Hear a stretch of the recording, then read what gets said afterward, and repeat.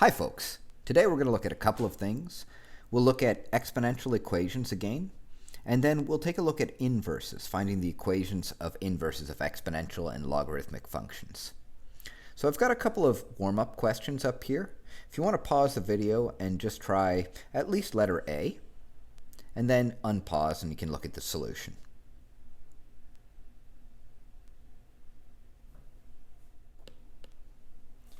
Okay, here we go with the solution. I'll divide by 2, so I'll get 16 over 2 here. So I have 3, 4 to the x minus 1 equals 8. We isolated the exponential term. Now we're going to take the log of both sides. This is not the only approach you could use, but it's pretty full service. I'll pull that log, or that exponent rather, down front.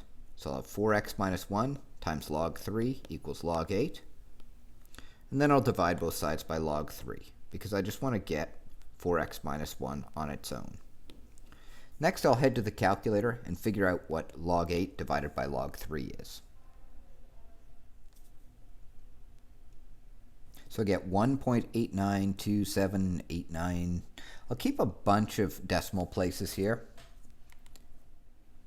Now I put it into my equation, and I have 4x minus 1 equals 1.892789. Think about the next steps I need to do. I need to add 1 to both sides, and then in the end I'll have to divide by 4. If I do those two things, I'll know what x is. Let's head back to the calculator.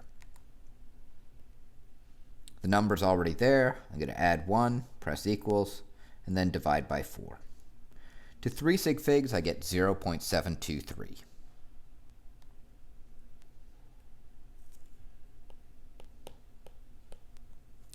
I have a bunch of ways that I can verify this. I can throw it back in the equation. I could check it graphically. But there's been the basic technique for solving exponential equations up till now. In part B over here, we can do the same thing, though there's not a lot of isolating we can do of the exponential term because there are 2 of them. These both have x's in the exponent. So I can log both sides, and I can pull my exponent down.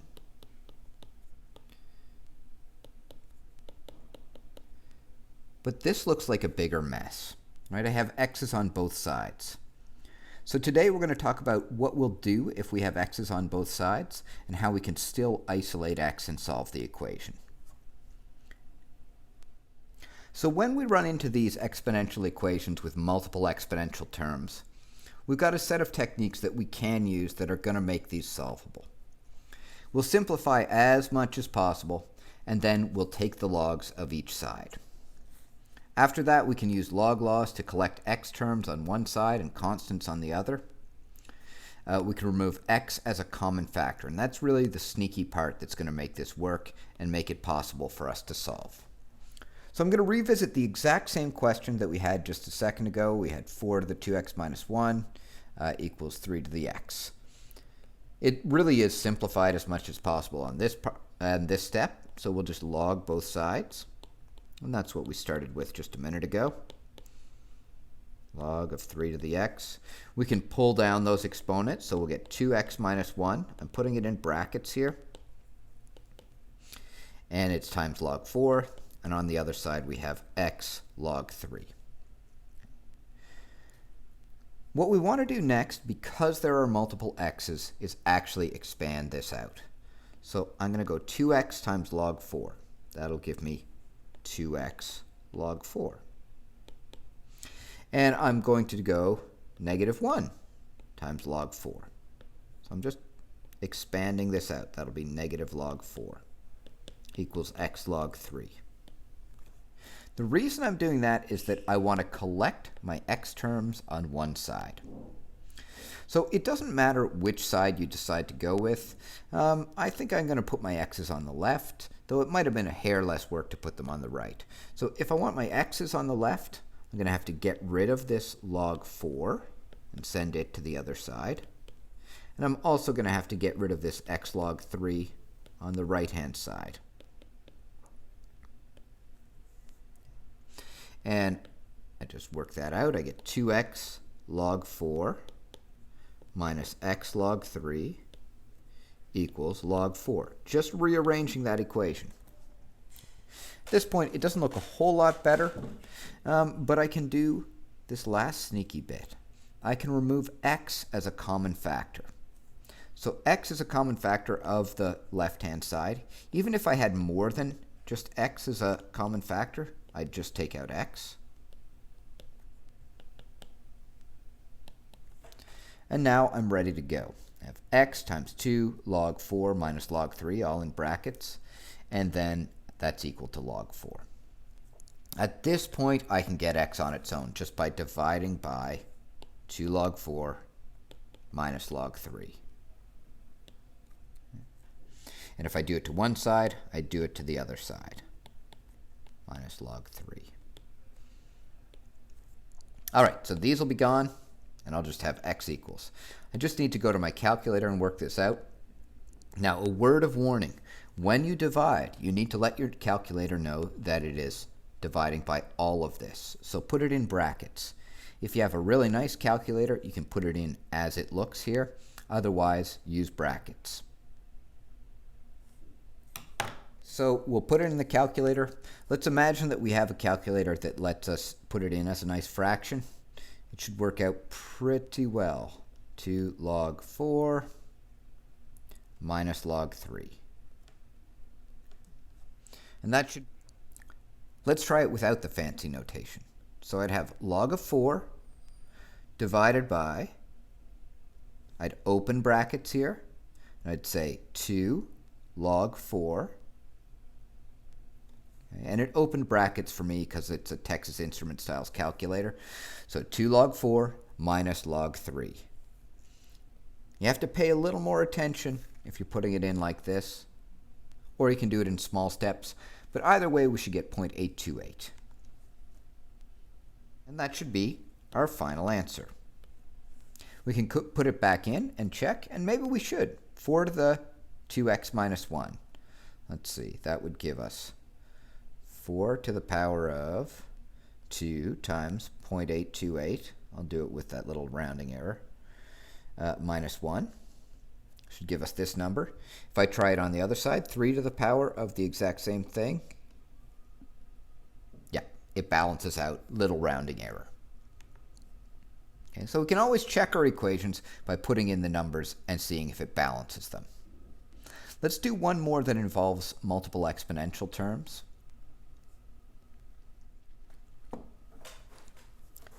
This one has more to it. It has more terms in its exponentials. So we're going to do the same thing, though. We're just going to log both sides and know that this is one where we're probably going to have to expand and collect x's on one side. So I'll pull down my exponents. Some of you will want to do that all in one step. But I want to show that my first step was simply take the log of both sides. Now I'm going to expand out because I have multiple terms and see what I get. So I'll have x log 7 minus 2 log 7, 2x log 4 plus 3 log 4. Great. I've got all these different terms. Now what I want to do is collect my x's on one side. So I'm going to put my x's on the left. And that's going to mean moving this one over to the left-hand side. So I'll have x log 7 minus 2x log 4. And I'm also going to move this over to the other side. So I'll still have that 3 log 4 on the right-hand side. And I'll have plus 2 log 7. And you could just as easily do these with natural logarithms or any base logarithm if you want. All right, at this point, we use our secret technique of common factor. X is a common factor on the left-hand side, and it's what makes this easily solvable, or relatively easily solvable.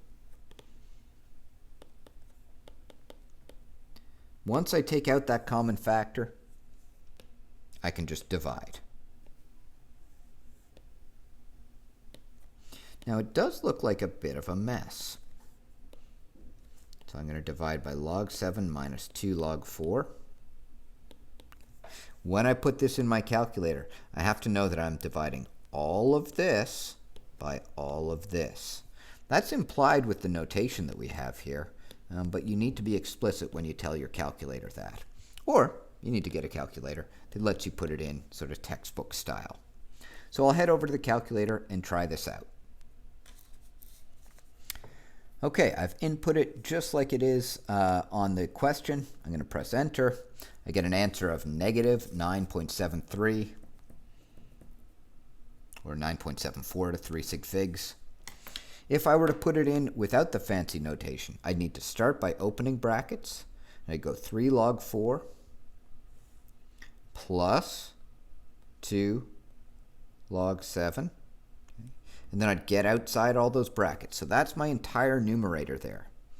Divided by my entire denominator. So again, I'll open brackets and I'll tell it log 7 minus 2 log 4. It's really not that bad, but you do have to be careful about your brackets. Gives me the same answer, so I must have put it in correctly in order for it to give that same result. So now we have our solution. Remember, for an exponential equation, you don't need to test whether it breaks the law because there are really no laws to break in an exponential. But you can put this back in and see if it actually works, or you can solve it graphically. So I think we'll take maybe a few seconds here to look at some alternate things that you could do to possibly make your life easier or to double check your answers. Number one, a lot of people are going to struggle with this kind of input over here. So one thing that you can do is you can actually use some of your log laws. You can turn that 3 log 4 into log of 4 cubed. And you can turn that 2 log 7 into log of 7 squared. And on the bottom, you've got log of 7 minus log of 4 squared. I don't know if that looks a whole lot better yet, but we could keep going with this. That's log of 64 plus log of 49 all over log 7 minus log 16. I can figure out what 64 times 49 is.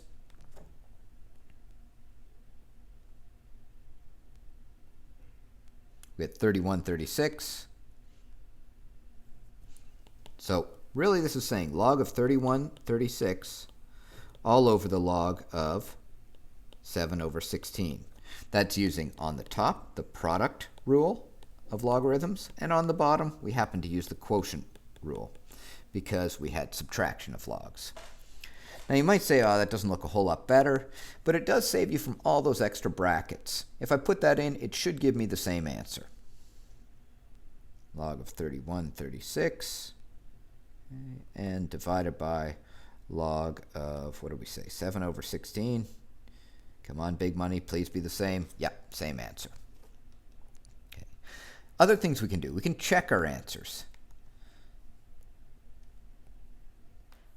So the original question had 7 to the x minus 2 and 4 to the 2x plus 3. Let me put in my answer and see if it gives me the same thing on both sides. So I'd have 7 to the power of negative 9.74 minus 2.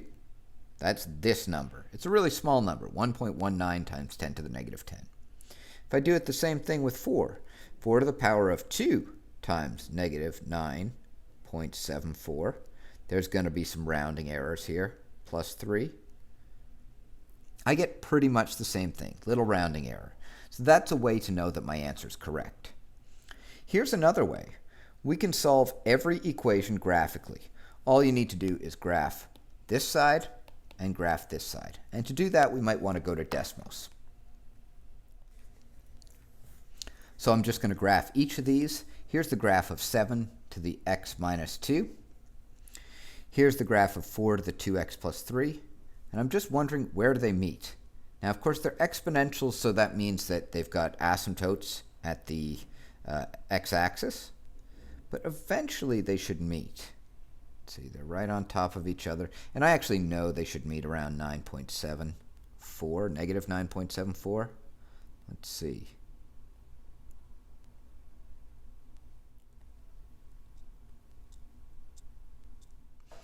After a lot of finagling, if I zoom in close enough, I can actually see the point of intersection. Now it's so close to 0 that the calculator struggles to find exactly what the x value is, but you can see right at the bottom it says negative 9.74, where it looks like they're meeting. As a technique that you can use on a test, probably this one up here is the one we'll go with. Simplify as much as possible, take the logs of each side, collect your x's on one side, and remove x as a common factor. But you'll only do that if there are x's on both sides. If instead you have something like this, 7 to the x equals 13, then you just take the logs of both sides, and x will be easy to isolate. There are some practice questions on this on page 412 to 415, and especially on number 7, so check that out. You could pause the video here and do some of those practice questions. And here's a picture of question 7.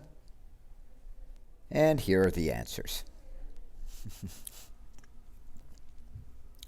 The second part of this lesson deals with finding the equations of inverses. So when we first got into graphing some of these functions, we had something like this. We might have graphed y equals 2 to the x, and it looked like this. And then we figured that there was an inverse of it. And it turned out that the equation of that inverse would be y equals log base 2 of x. Log functions and exponentials are inverses of each other. Now from chapter 1, we might remember that if we want to find the equation of an inverse, all that we do is switch x and y and then solve for y. To do that, you'll probably need to do what we might call switching between log and exponential forms, or we might just think about as bay. So let's do that for this function here. This is just really as a rough sketch, this is an exponential that grows, and it has an asymptote at -3. This is what it looks like, something like that.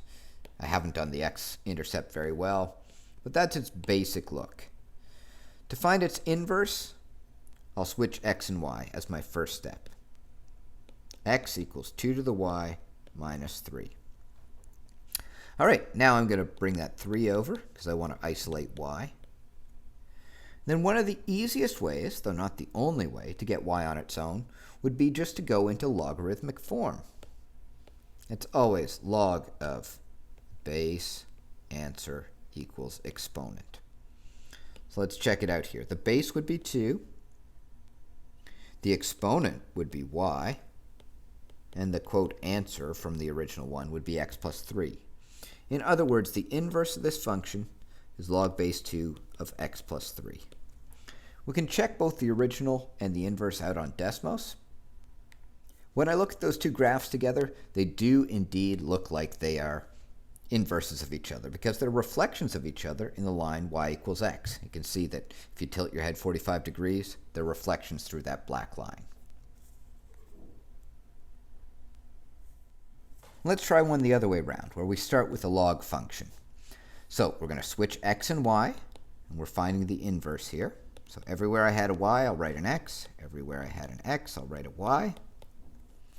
And I'll isolate the log term here.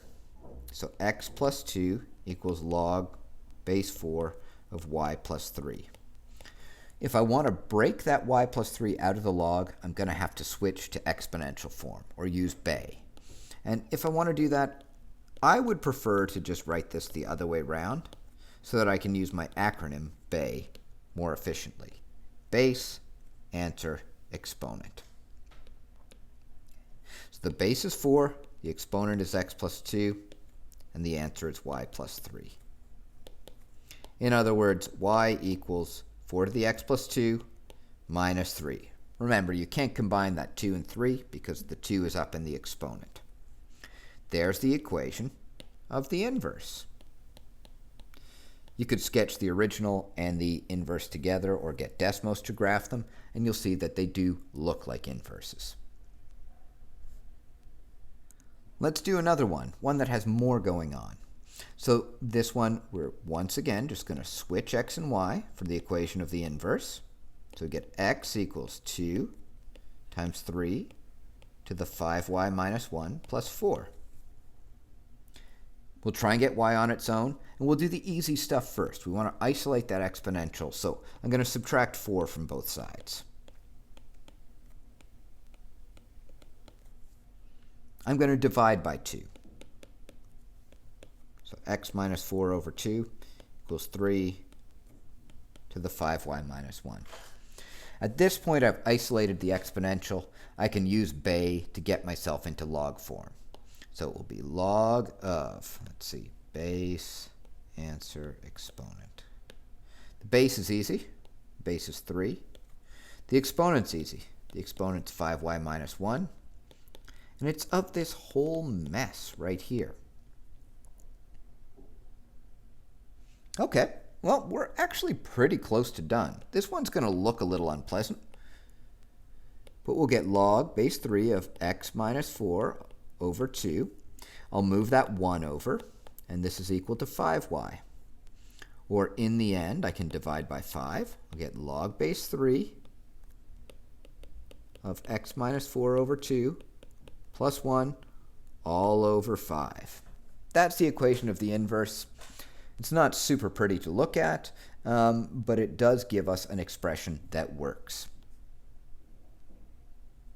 All right, one last one. This involves a natural logarithm. So remember, a natural logarithm just means a base of e.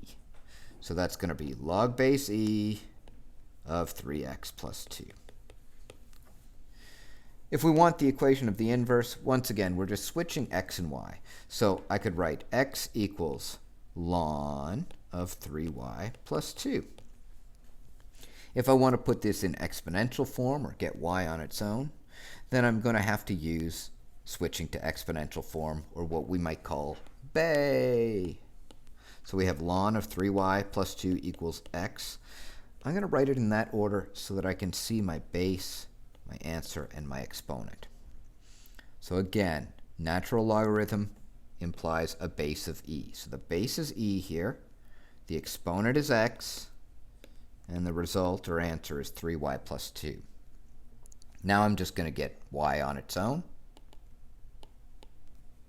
So I'll move that 2 over, and finally divide by 3.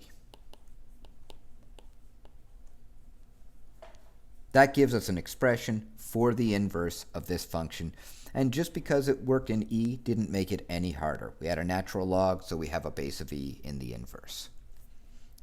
As far as practice goes, there's an inverse worksheet that you can find in the video description. I'll also throw it up here on the screen for a second, both the questions and the answers, so if you want to work just from here, that's fine too. So there are the questions, and here come the answers.